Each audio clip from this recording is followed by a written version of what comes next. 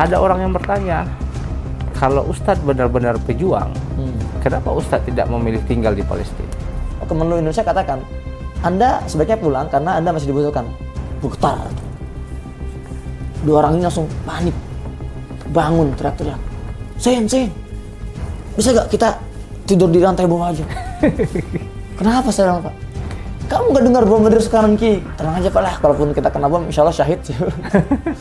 Dia bilang, enak aja syahid nih. Yang satu yang anak muda bilang, saya belum nikah ini. Sama saya belum nikah.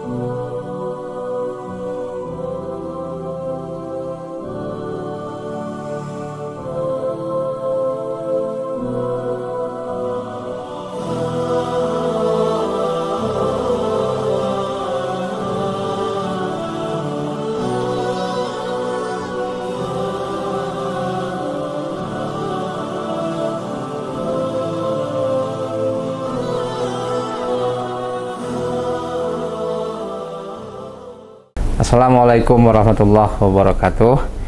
Kembali lagi berjumpa dengan saya Rizky Kurniawan Kasri, Wakil Bupati 50 Kota. Alhamdulillah pada kesempatan ini kita kedatangan tamu istimewa, Ustadz Muhammad Hussein. Saya yakin semua teman-teman pasti sering menonton video-video beliau di YouTube. Beliau adalah seorang pejuang yang selalu mengabarkan kondisi-kondisi terkini tentang Gaza, tentang Palestina, dan itu memberikan semangat kepada kita warga Indonesia untuk juga ikut berkontribusi dalam kemerdekaan Palestina. Selamat datang Ustadz di 50 Kota. Ya, sama-sama. Jazakallah khair. Ustadz, kami di Indonesia tahu Ustadz tinggal di Gaza. Pertanyaannya, Ustadz tinggal di Gaza itu sejak kapan dan apa yang memotivasi Ustadz tinggal di Gaza, Palestina? Bismillahirrahmanirrahim.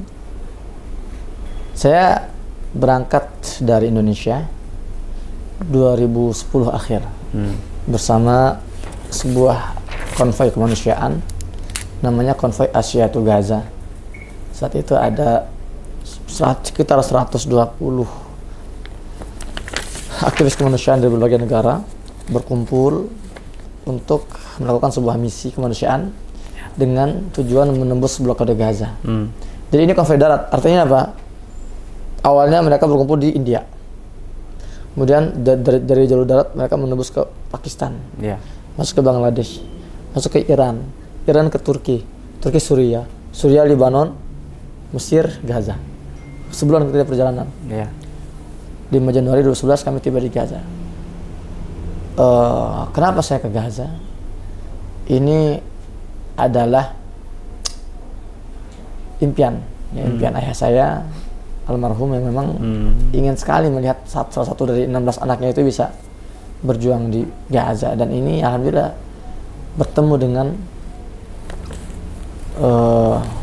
amanat dari pimpinan kami di Pondok Pesantren Al-Fatah. Cocok, ayah saya ingin mewakafkan saya ke Gaza, dan juga pondok kami juga memerlukan perwakilan delegasi untuk pergi ke Gaza. Dan saya pun memang sejak kecil sudah berambisi untuk bisa berjuang menjadi pelayan khidmah ya di Gaza, Palestina, membantu saudara kita untuk memperjuangkan kemerdekaannya. Oke Ustadz, Palestina terutama Gaza ini kan buminya perang ini. Tidak pernah perdamaian bisa berlangsung lama di sini. Sebagai anak muda mayoritas Indonesia, kita punya cita-cita biasanya, karir, apakah itu bisnis, politik dan sebagainya. Tapi Ustadz memilih untuk berjuang di Gaza. Apa yang membuat Ustadz nyaman di tengah kondisi perang di Gaza? Jadi saya harus luruskan dulu ya. Sebetulnya di Palestina ini itu lebih lama damai dibanding perangnya. Ketika Umar bin Khattab membebaskan Palestina, itu ratusan tahun itu damai itu. Bahkan kalau nggak salah hampir ribuan tahun, 1100 tahun. Ya kurang lebih. Oke, artinya jarak antara ratusan tahun sampai 1000 tahun ini damai Palestina itu. Selalu. Nah, ketika di Palestina dikuasai oleh musuh, ya saat itu oleh kaum salibis dari Eropa itu, baru di situ konflik. Konflik karena mereka itu berlaku semena-mena, ya membantai umat Islam di sana, membantai. Ketika orang Kristen yang berkuasa, orang Yahudi dibantai di situ. Ketika orang yang Yahudi berkuasa, orang Kristen dibantai di situ. Nah, tapi ketika umat Islam itu menguasai, setelah misalnya Salahuddin Ayyubi ya menguasai Masjidil Aqsa ya Palestina ya sejak 1100-an gitu ya, sampai 1900-an itu 900 tahun damai itu. Baru konflik lagi ketika jatuh ke tangan musuh. Jadi sebuah persepsi yang mengatakan bahwa Palestina ini selamanya itu konflik nggak benar juga. Malah lebih lama damainya dibandingkan konfliknya. Nah kemudian ya karena sekarang kondisinya sedang konflik di sana kan, apa yang membuat saya tuh merasa tenang di sana gitu ya. Jadi pertama memang ada beberapa dimensi kalau kita bicara ketenangan di Gaza. Satu dimensi pertama memang itu sudah menjadi sunatullah, bahwa Palestina negeri yang diberkahi. Di antara keberkahannya itu adalah ketenangan yang dirasakan oleh masyarakatnya. Nah, dan ada juga hadis ya, Rasulullah pernah bersabda, ala innal imana hina taqa'ul fitan bisyam. Kata Nabi SAW, keimanan sesungguhnya, kita kalau bicara keimanan artinya ketenangan hati ya, keimanan sesungguhnya ketika fitnah merajalela di akhir zaman itu ada di Syam. Kalau kita bicara Syam artinya Palestina dan sekitarnya. Nah, itu yang saya rasakan. Saya tadi katakan bahwa perjalanan saya menuju Gaza ini kan melalui beberapa negara. Sebulan kita habis perjalanan itu. Dan selama itu saya merasa asing. Namanya juga rantauan ya. Apalagi itu pertama kali saya nggak pernah punya pengalaman sebelumnya, nggak pernah keluar negeri. Itu pertama kali saya keluar negeri dan saya langsung dibawa keliling negara-negara itu. Saya merasa asing. Tapi subhanallah, ketika saya tiba di pintu Rafah ini sebuah kota, ada Rafah Mesir, ada Rafah Palestina. Nah, itu ada perbatasannya. Sama-sama Rafah nih. Ketika saya masih di Rafah Mesir, saya merasa asing. Tapi subhanallah ketika saya masuk ke Rafah Gaza itu nuansanya itu beda. Beda sekali. Apa namanya itu ya? Saya merasa seperti di rumah. Seperti kampung halaman sendiri. Saya kira itu perasaan saya sendiri kan. Saya curhat ke teman-teman saya sama WNI. Saya bilang, ini kok saya merasa nggak asing di sini ya. Merasa tenang melihat wajah-wajah orang Gaza. Ya, orang Gaza sama orang Mesir sama orang Arab nih. Tapi sangat beda sekali auranya tuh. Beda sekali. Ketika masuk ke wilayah Rafah Gaza itu, senyumannya, ya, raut mukanya benar-benar hangat sekali. Dan ketika saya curhat ke teman-teman WNI yang datang bersama saya, mereka juga ternyata merasakan hal yang sama. Mereka bilang, Bukan kamu doang, saya juga sama merasakan ketenangan itu. Tenang ya Ustaz? Tenang. Bahkan tahun 2021 saya pernah bertemu seorang perempuan Kristiani dari Indonesia. Dia masuk bersama Palang Merah Internasional. Dia masuk dan dia datang sebagai seorang relawannya. Saya tanya ke mbak-mbak ini, ya, namanya Maria Goreta. Saya ketemu dia dan saya tanya, Mbak, gimana rasanya tinggal di sarang teroris? Kan Gaza ini kan dianggap sarang teroris kan? Ya, karena ada Hamas itu kan. Betul. Apa jawaban dia? Luar biasa Mas. Ternyata orang Gaza ini baik-baik banget. Nggak seperti yang digambarkan. Orang Gaza baik-baik banget. Dia merasa tenang tinggal di Gaza itu. Meskipun dia juga merasakan bombardir sana sini. Iya. Dia sempat terjebak waktu perang 2021, dia sempat terjebak dentuman sana sini kan. Dan dia bilang, seandainya saya boleh membawa keluarga saya tinggal di sini, saya mau tinggal di sini, di Gaza. Bukan Islam ya? Bukan Islam aja. Jadi siapapun yang masuk ke Gaza ini, ya dengan niat baik, dengan tujuan misalnya yang mulia, itu Allah beri ketenangan. Ya. Sebaliknya, ada 2 orang Muslim yang saya tahu, orang Islam nih.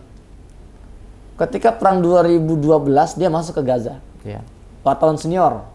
Dia selama ini wartawan dari salah satu media besar Indonesia, cuman bertugas di Mesir kan. 2012 dia masuk ke Gaza, bertemu saya di rumah sakit Ashifa, kaget dia, ada orang Indonesia sini, gitu. Kita kenalan, gitu.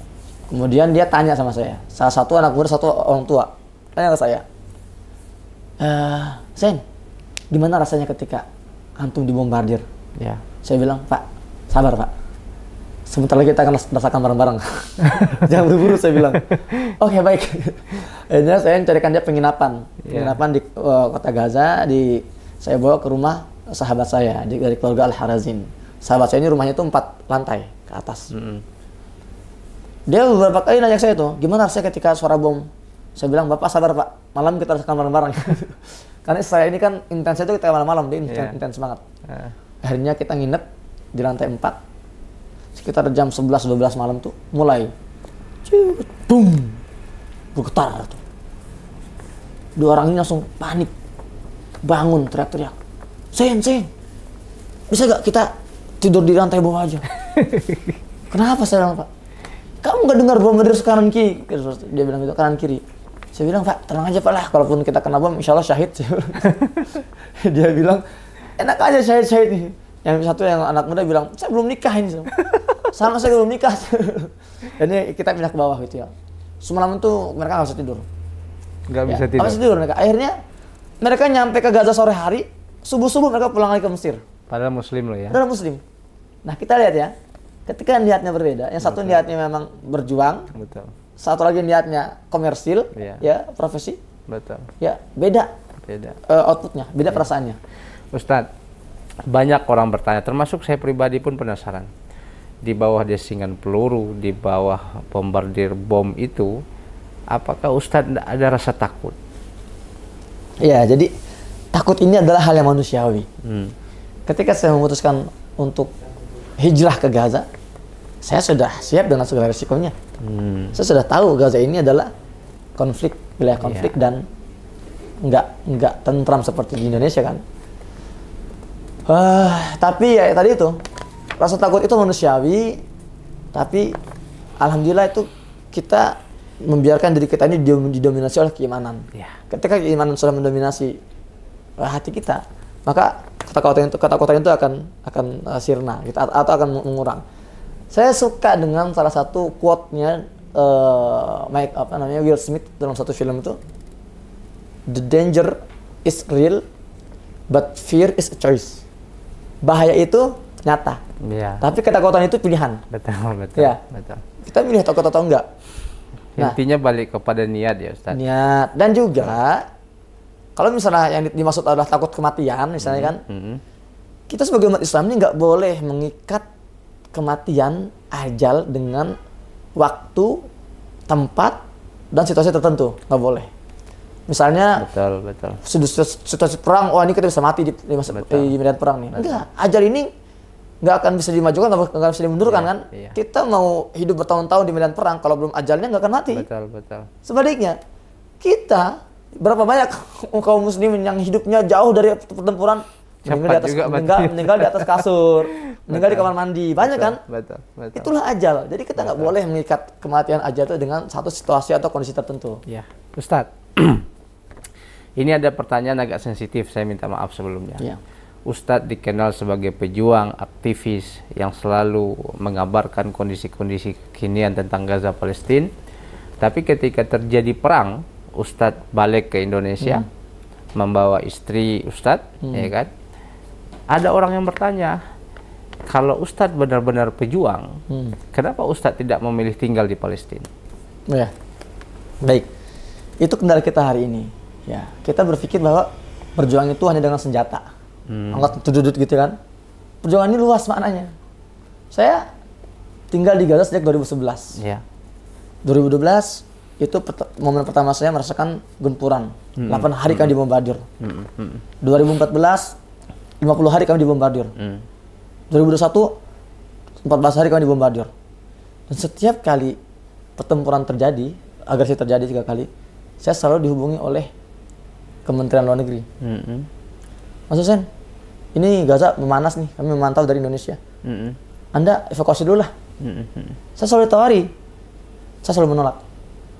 3 kali agresi, 3 kali tawaran evakuasi, 3 kali saya menolak. Orang kan nggak ngeliat sininya kan? Yeah. Orang melihat ujungnya doang. Betul. Kenapa saya menolak saat itu?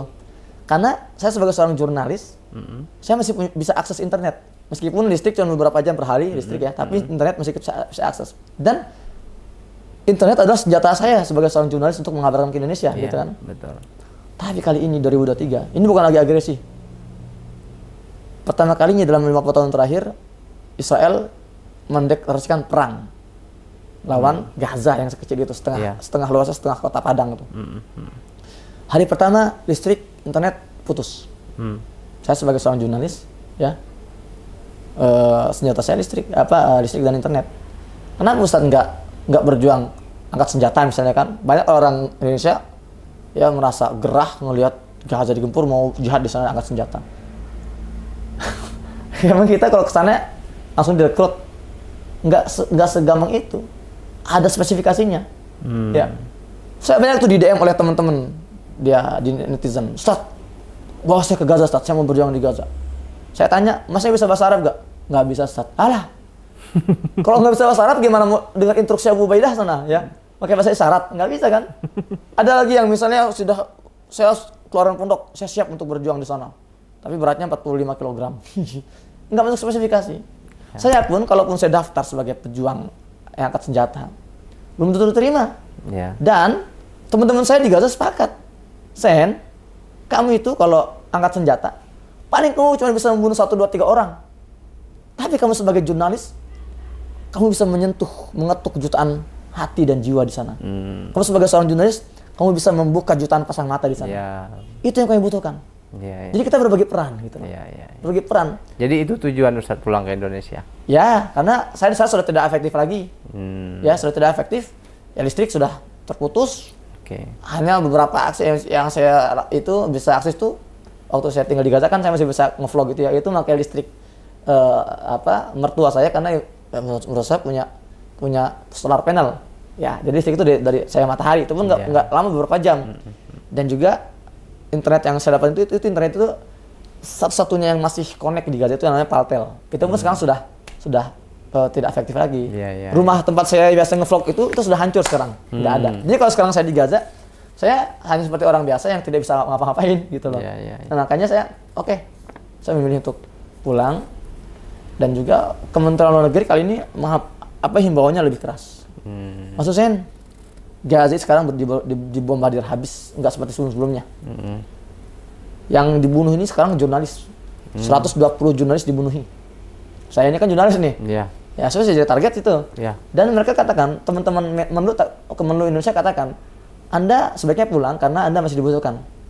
Anda pulang bukan kabur, tapi menyusun strategi. Gitu loh. Maka itulah kenapa saya kembali. Ya. Sekali lagi, jadi perjuangan ini banyak jenisnya. Tidak hanya senjata. Senjata itu juga tidak hanya amunisi peluru. Tulisan kita pun senjata. Konten kita pun senjata. Betul. Bahkan sekarang ini perang yang harus kita menangkan itu perang narasi, perang media. Di sini kita sedang berkecamuk. Ya. Baik Ustaz, sudah lama perang ini terjadi. Bagaimana dengan keluarga Ustadz di Gaza? Keluarga istri, apakah ada korban? Ya, kalau dari keluarga besar ya, istri saya kan keluarga Ar-Raqab, itu sudah banyak puluhan. Ya, sudah puluhan yang terbunuh ya, meninggal. Terakhir ini sepupu istri saya, namanya itu Salman Ar-Raqab. Ini adalah sahabat saya juga. Selama ini saya kalau upload video itu di rumah dia. Karena internet di rumah mertua saya itu sangat lambat, lemot. Jadi saya kalau upload itu ke rumah dia, dan sekarang dia sudah meninggal, dibunuh, ditembak oleh quadcopter. Quadcopter itu seperti apa sih ya? Drone yang biasa dipakai buat foto itu, kita kan. Itu juga dipakai oleh teman itu. Kalau di Israel tuh mereka dipersenjatai, ada pelurunya. Jadi itu sejarah kisahnya. Jadi sepupu istri saya ini berjalan ya, pengen ngambil sepedanya dari rumahnya, tiba-tiba ditembak, dan jasadnya sempat tergeletak berhari-hari karena nggak bisa dievakuasi. Gitu. Sebagian lagi keluarganya, ada adik ipar saya, sekarang ya berpindah-pindah dari satu rumah ke rumah lain, terus sekarang tinggalnya di pengungsian, di tenda-tenda yang tidak bisa melindungi mereka dari rasa dingin, yang becek ya bawahnya ketika hujan deras. Dan sekarang Gaza sedang dalam cuaca musim dingin yang sangat masif. Dingin sekarang. Dingin sekali di Gaza itu. Oke Ustaz, pertanyaan berikutnya ini tentang keseharian warga Gaza. Mereka dikenal sebagai pejuang yang luar biasa. Saya mau tanya kepada Ustadz, apa perbedaan keseharian warga Gaza dalam mengamalkan Islam dibandingkan Muslim di Indonesia? Sebetulnya nggak terlalu beda ya. Karena kita kan Islam di Indonesia dan di Gaza sama-sama Sunni. Sama-sama Syafi'i, mazhab Syafi'i. Ya, di Gaza pun sama kayak kita, ada Nahdinya gitu, ada orang yang kalau kita nyebutnya Syafi'iyin kalau di sana itu ya. Ada juga misalnya yang Ikhwan Musliminnya gitu ya. Ada juga Jamaah Tablignya, ada juga Salafinya, heterogen gitu loh. Cuman beda di Gaza ini, antara kelompok-kelompok ini itu lebih adem, lebih tenang ya. Karena mereka semua sadar bahwa musuh mereka itu bukan sesama mereka, musuh mereka itu Zionis, Yahudi. Pengalaman Islamnya ya kurang lebih sama, tapi yang membedakannya adalah semangat jihadnya di sana itu. Semangat jihad. Orang Gaza di sana itu, meskipun mereka orang cerdas, orang-orang yang haus akan ilmu, tapi ambisi mereka terhadap dunia ini lebih bisa dikontrol. Oleh fakta di lapangan bahwa mereka ini hidup dalam tanah ribat, tanah jihad, yang sewaktu-waktu mereka bisa harus terjun ke lapangan untuk bertempur gitu ya. Jadi terkait itu Ustadz, kenapa mereka mati-matian mempertahankan Gaza, Palestina? Kan banyak tawaran untuk pindah ke berbagai negara. Kenapa mereka memilih untuk tinggal di Palestina? Pertama, karena mereka merasa itu tanah mereka. Ya, sama kenapa para pejuang Indonesia saat itu ketika dijajah Belanda mereka tidak keluar atau tidak meninggalkan Indonesia ya, karena itu tanah Indonesia. Ya, Tuanku Imam Bonjol berjuang, ya Jenderal Sudirman, mereka memperjuangkan tanah mereka karena itu hak mereka, harus mereka pertahankan. Kedua, Palestina ini adalah tanah wakaf umat Islam, dan ini lebih berat lagi tanggung jawabnya, bukan sekedar tanah mereka, tapi tanah wakaf umat Islam yang harus dipertahankan. Ketiga, warga Gaza tahu ambisi orang-orang Yahudi ini nggak hanya menguasai Palestina. Di awal tahun 50-an, 1950, seorang Perdana Menteri Israel yang pertama, yang bernama David Ben Gurion, ditanya dalam sebuah wawancara. Wartawan ini bertanya, Pak David, kami melihat Israel ini, batas wilayah ini dari hari ke hari terus meluas, melebar, ekspansif, membesar. Kami penasaran, di mana sih batas ujungnya wilayah Israel ini? Apa jawaban Ben Gurion? Batas wilayah negara Israel adalah sejauh yang bisa dijangkau oleh tentara kami. Nah, itu ambisi mereka. Jadi kalau tentara mereka bisa menjangkau Saudi Arabia, bisa menjangkau Mesir, bisa menjangkau Yordan, habis itu dijajah semua itu. Betul. Tapi hari ini Israel sedang terbentur oleh satu batu kokoh bernama Gaza. Inilah kenapa Gaza dikatakan benteng terakhir umat Islam. Kalau Gaza ini tumbang, Gaza takluk, tidak menutup kemungkinan mereka akan ekspansif lebih besar. Betul. Nah, jadi sekarang kita paham bahwa yang sedang diperjuangkan oleh warga Gaza ini kita, kemerdekaan kita. Ya, dengan mengorbankan nyawa, darah mereka, harta mereka. Mereka mati-matian menjaga Gaza agar ambisi Israel ini tidak meluas dan tidak tercapai. Gitu. Iya. Jadi kita ini masalahnya nggak merasa kalau kita sedang dipertahankan oleh mereka. Betul. Itu yang saya katakan Gaza sebagai benteng terakhir umat Islam. Betul. Ustadz, ini pertanyaan yang penting. Apa sebenarnya tanggung jawab kita sebagai Muslim di Indonesia dalam rangka membantu saudara kita di Palestina? Tanggung jawabnya ya. Pertama kita harus pahami dulu bahwa kita ini bukan dalam posisi yang hanya menunjukkan solidaritas untuk Palestina, gitu kan? Seperti orang Eropa misalnya, orang non-Muslim di Prancis, di Inggris, mereka ribuan orang turun ke jalan-jalan untuk menuntut agar genosida di Gaza dihentikan. Kenapa mereka bergerak itu? Karena mereka kasihan. Mereka bergerak atas dasar kemanusiaan. Ya. Tapi mereka sendiri enggak merasa terlibat, ya, enggak merasa korban. Kita umat Islam ini nggak boleh berpikir seperti mereka. Kita ini korban langsung. Penjajahan Israel ke Palestina ini korbannya adalah umat Islam. Yeah. Karena masjid yang sedang dikuasai dan ingin dirobohkan itu masjid umat Islam. Kita semua sering mendengar ada hadis yang sangat-sangat viral di antara kita. Dari Abu Hurairah bersabda Rasulullah SAW, la tusyaddu rihal illa ila thalathat masajid, al-masjidil haram, al-masjidil hada, al-masjidil aqsa. Ini disepakati oleh Bukhari Muslim, muttafaqun alaih. Beliau bersabda, wahai umatku, jangan kalian memaksakan diri pergi jauh-jauh keluar dari rumah kecuali kalian ingin mendatangi 3 masjid ini. Masjidil Haram di Mekah, Masjid Nabawi di Madinah, Masjidil Aqsa di Palestina. Selama ini kita hanya memahami ini hadis tentang kunjung-mengunjungi ya. Yeah. Bukan. Ini adalah amanat, ini wasiat, ini instruksi ini. Wahai umatku. Seolah beliau mengatakan wahai umatku. Dan kalau sudah mengatakan wahai umatku artinya apa? Tidak hanya orang Palestina, tidak hanya orang Arab Saudi. Yeah. Kita pun umatnya kan? Betul. Wahai umatku. Sepeninggalku nanti, kalau aku wafat, aku titipkan pada kalian 3 masjid ini. Sering-seringlah kunjungi. Dicek. Jangan sampai terbengkalai. Jangan sampai sepi. Jangan sampai kosong. Jangan sampai rusak. Apalagi apa? Jangan sampai jatuh ke tangan musuh. Masjidil Haram, Masjid Nabawi, Masjidil Aqsa. Artinya apa? Ini amanat kita semua umat Islam. Kita yang mengaku umat Islam, ya, punya kewajiban menjaga ini. Tapi mohon maaf, kita sedang mengkhianati amanat ini. Masjidil Haram, Masjid Nabawi, nggak masalah, no problem. Akses lancar, ya, bersih, sejuk, nggak pernah mati lampu. Bagaimana dengan Masjidil Aqsa? Terjajah, terbengkalai, rusak, kotor. Siapa yang bertanggung jawab itu semua? Kita. Jadi kalau ada umat Islam yang masih mengatakan itu bukan urusan kami, nggak pantas itu menyandang kata-kata Muslim di KTP-nya itu, nggak pantas. Ya. Ganti aja tuh kata Muslimnya tuh. Karena sebagai umat Islam kita dititipkan oleh Nabi SAW 3 masjid ini, bukan hanya 2 masjid. Jadi bayangkan Masjid Istiqlal misalnya di Jakarta ya, kita analogikan. Siang ini misalnya ada teriakan di masjid-masjid kita, Allahu Akbar, Allahu Akbar, Allahu Akbar. Terjadi penyerbuan terhadap Masjidil Istiqlal oleh tentara komunis.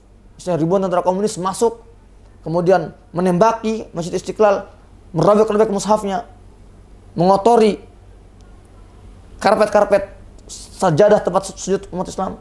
Kira-kira umat Islam di Indonesia marah gak? Kira-kira emosi gak? Pasti emosi. Kira-kira kita tenang gak tidur malam ini mengetahui Masjid Istiqlal dikuasai oleh musuh? Gak akan tenang. Kenapa kita nggak seperti itu terhadap Masjidil Aqsa?